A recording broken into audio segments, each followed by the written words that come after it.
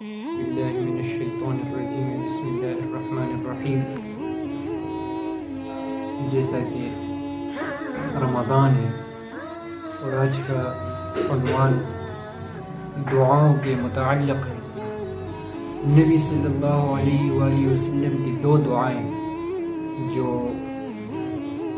ہدایت کے متعلق ہے، جس میں نبی صلی اللہ علیہ وآلہ وسلم ہدایت کے اعلیٰ درجے پر فائز ہونے کے باوجود رسول اللہ صلی اللہ علیہ وآلہ وسلم اکثر ہدایت کے بارے میں اللہ تعالیٰ سے دعا مانگتے تھے۔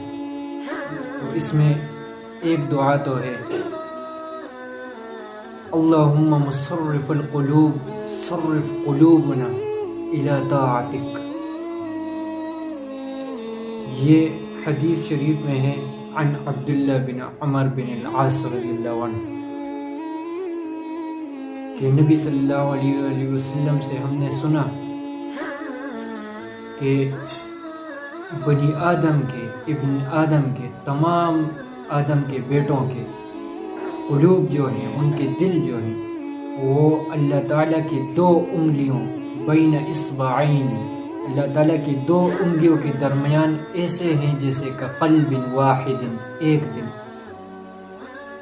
اس کا مطلب یہ ہے کہ ہمارے دل اللہ تعالیٰ کی مٹھی میں ہیں، وہ جس طرح چاہے ان کو تبدیل کرتا ہے، حیث یشاء، جس طرح وہ چاہے۔ تو پھر نبی صلی اللہ علیہ وآلہ وسلم نے یہ دعا مانگی اللہ تعالیٰ سے کہ اللہم مصرف القلوب صرف قلوبنا الی طاعتک۔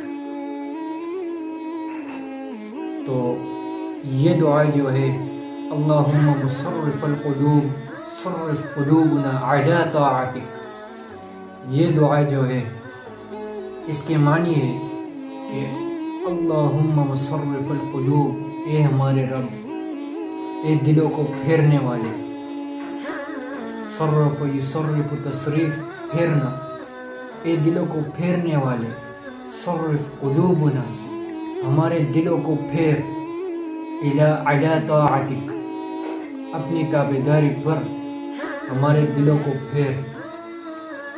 دوسرا جو یہ حدیث شریف جو ہے یہ صحیح مسلم میں ہے اور یہ بالکل صحیح ہے۔ دوسرا حدیث شریف جو ہے وہ شہر ابن حوشب سے روایت ہے کہ انہوں نے حضرت ام سلمہ رضی اللہ عنہ جو حضور صلی اللہ علیہ وآلہ وسلم کی زوجہ تھی، ان سے پوچھا کہ نبی صلی اللہ علیہ وآلہ وسلم کون سی دعا اکثر کیا کرتے تھے؟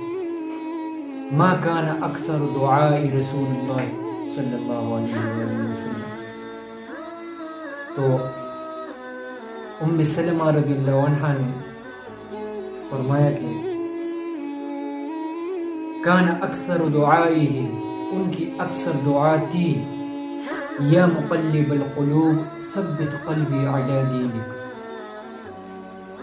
قلب یقلب تقلیب، بدلنا، کہ یا مقلب القلوب ثبت قلبی علی دینک، اے دلوں کو بدلنے والے، میرے دل کو ثبت قلبی، میرے دل کو مضبوط کر، علی دینک، اپنے دین پر۔